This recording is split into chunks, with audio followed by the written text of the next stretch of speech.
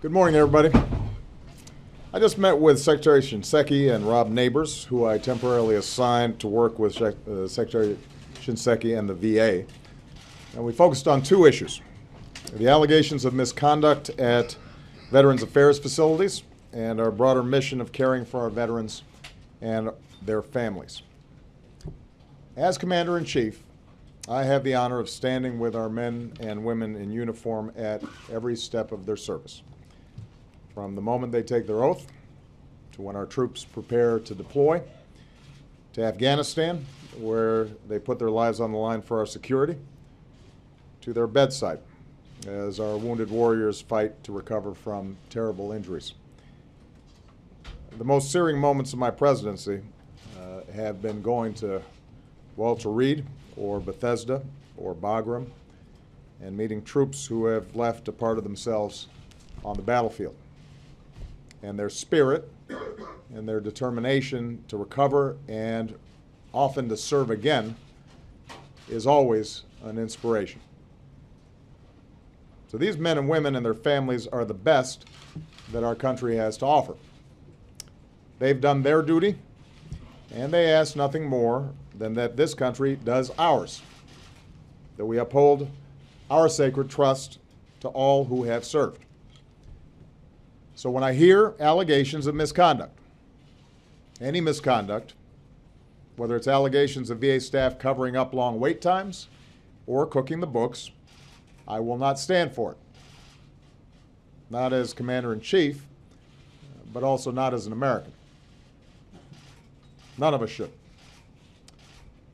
So, if these allegations prove to be true, it is dishonorable, it is disgraceful, and I will not tolerate it, period.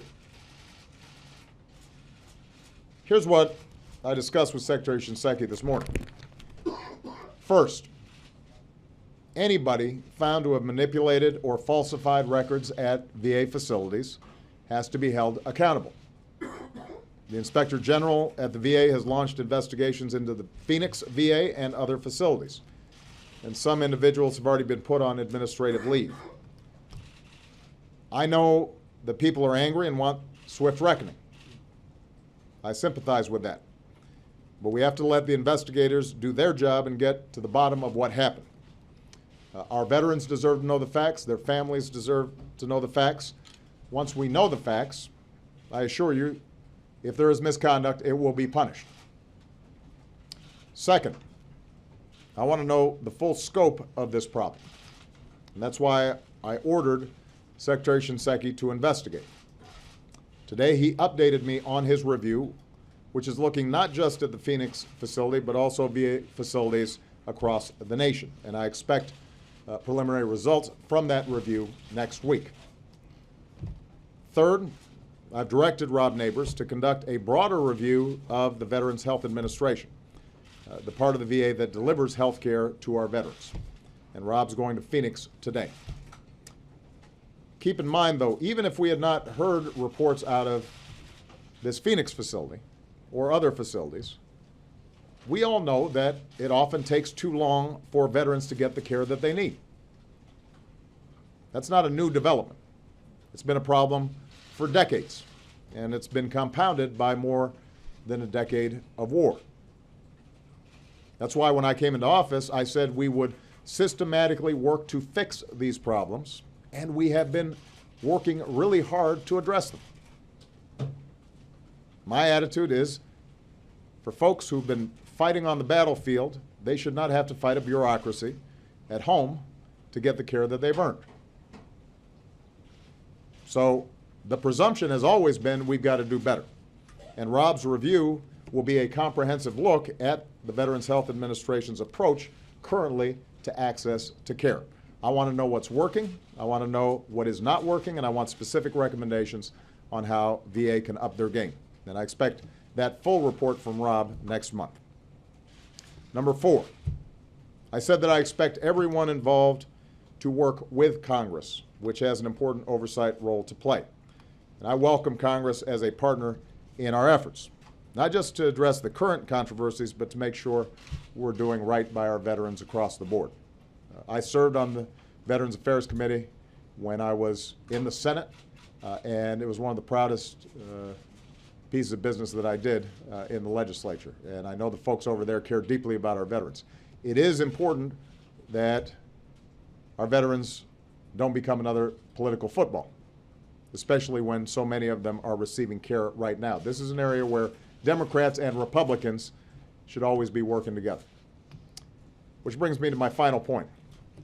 Even as we get to the bottom of what happened at Phoenix and other facilities, all of us, whether here in Washington or all across the country, have to stay focused on the larger mission, which is upholding our sacred trust to all of our veterans, bringing the VA system into the 21st century, which is not an easy task. We have made progress over the last 5 years. We've made historic investments in our veterans. We've boosted VA funding to record levels, and we created consistency through advanced appropriations so that veterans organizations knew their money would be there regardless of political wrangling in Washington. We made VA benefits available to more than 2 million veterans who did not have it before, delivering disability pay to more Vietnam vets exposed to Agent Orange, making it easier for veterans with post-traumatic stress and mental health issues and traumatic brain injury to get treatment, and improving care for women's veterans. Because of these steps and the influx of new veterans requiring services added in many cases to wait times, we launched an all-out war on the disability claims backlog. And in just the past year alone, we've slashed that backlog by half. Of course, we're not going to let up because it's still too high. We're going to keep at it until we eliminate the backlog once and for all. Meanwhile, we're also reducing homelessness among our veterans. We're helping veterans and their families, more than 1 million so far, pursue their education under the post-9/11 GI Bill. We're stepping up our efforts to help our newest veterans get the skills and training to find jobs when they come home. And along with Michelle and Joe Biden and joining forces, we've helped hundreds of thousands of veterans find a job. More veterans are finding work, and veterans' unemployment, although still way too high, is coming down. The point is, caring for our veterans is not an issue that popped up in recent weeks. Some of the problems with respect to how veterans are able to access the benefits that they've earned, that's not a new issue. That's an issue that I was working on when I was running for the United States Senate. Taking care of our veterans and their families has been one of the causes of my presidency, and it is something that all of us have to be involved with and have to be paying attention to. We ended the war in Iraq, and as our war in Afghanistan ends, and as our newest veterans are coming home, the demands on the VA are going to grow. So we're going to have to redouble our efforts to get it right as a nation. And we have to be honest that there are and will continue to be areas where we've got to do a lot better. So today I want every veteran to know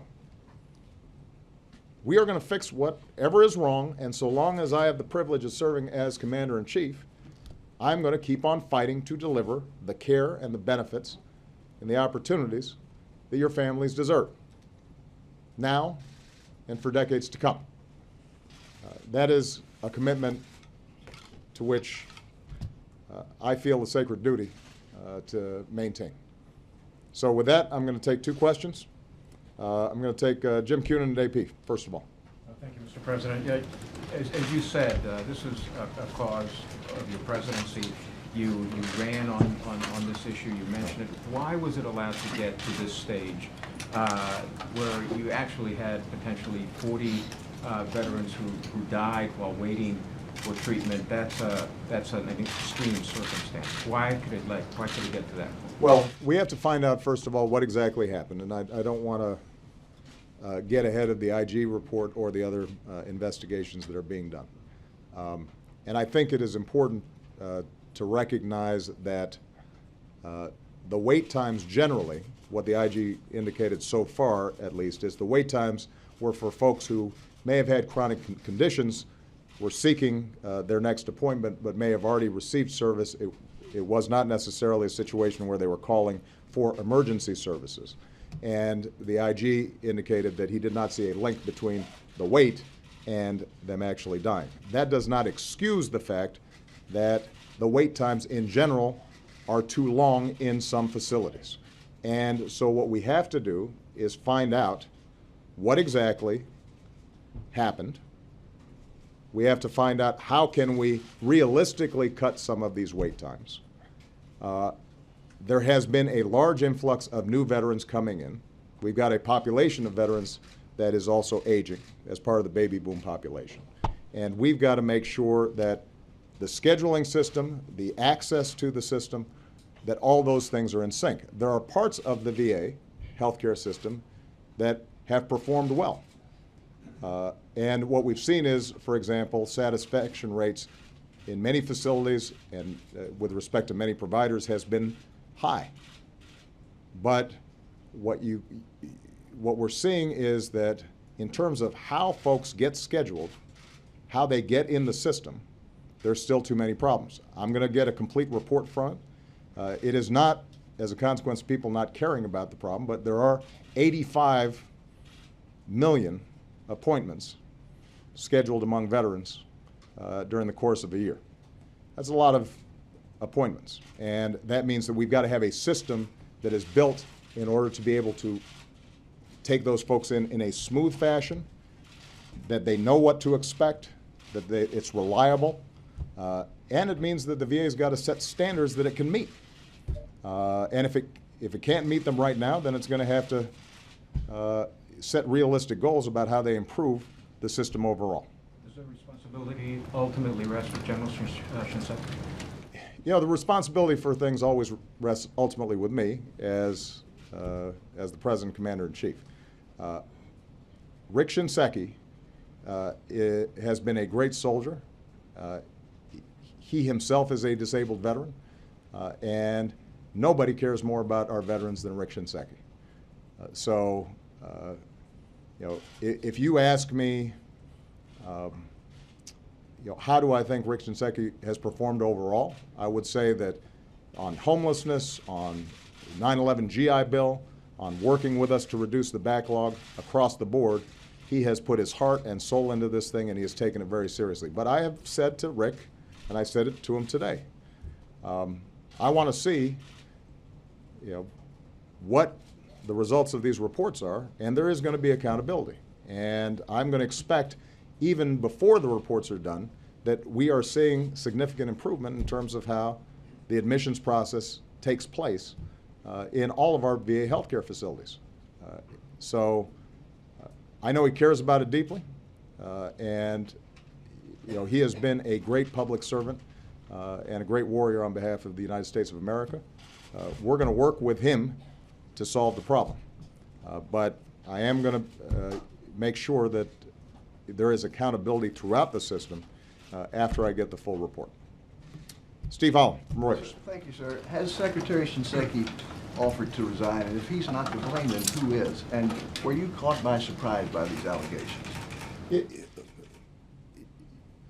know, Rick Shinseki, I think, serves this country because he cares deeply about veterans, and he cares deeply about the mission. I know that Rick's attitude is if he does not think he can do a good job on this, and if he thinks he's let our veterans down, then I'm sure that he is not going to be interested in continuing to serve. At this stage, Rick is committed to solving the problem and working with us to do it. And I am going to do everything in my power, using the resources of the White House, to help that process of getting to the bottom of what happened and fixing it. But I'm also going to be waiting to see what the results of all this review process yields. I don't yet know how systemic this is. I don't yet know, are there a lot of other facilities that have been cooking the books? Or is this just an episodic problem? We know that, you know, essentially wait times have been a problem for decades in all kinds of circumstances with respect to the VA, getting benefits, getting health care, et cetera. Some facilities do better than others. A couple of years ago, the Veterans Affairs set a goal of 14 days for wait times. What's not yet clear to me is whether enough tools were given to make sure that those goals were actually met. And I won't know until the full report is put forward as to whether there was enough management follow-up to ensure that those folks on the front lines who were doing scheduling had the capacity to meet those goals, if they were being evaluated for meeting goals that were unrealistic and they couldn't meet because either there weren't enough doctors or the systems weren't in place or what have you. We need to find out who was responsible for setting up those guidelines. So there are going to be a lot of questions that we have to answer. In the meantime, what I'd said to Rick today is let's not wait for the report retrospectively to reach out immediately to veterans who are currently waiting for appointments to make sure that they are getting better service. That's something that we can initiate right now. We don't have to wait to find out if there was misconduct to dig in and make sure that we're upping our game in all of our various facilities.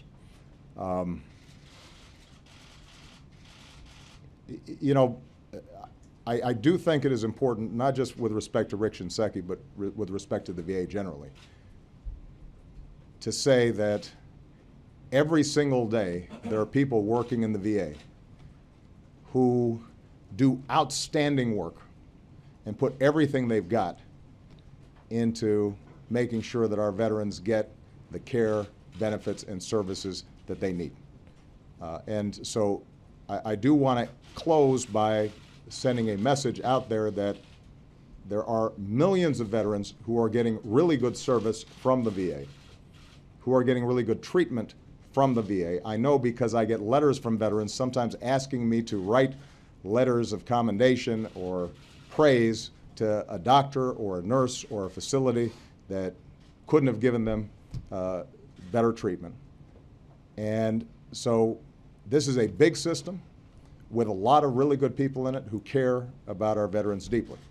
We have seen the improvements on a whole range of issues like homelessness, like starting to clear the backlog up, like making sure that folks who previously weren't even eligible for disability because it was a mental health issue or because it was an agent-oriented issue are finally able to get those services.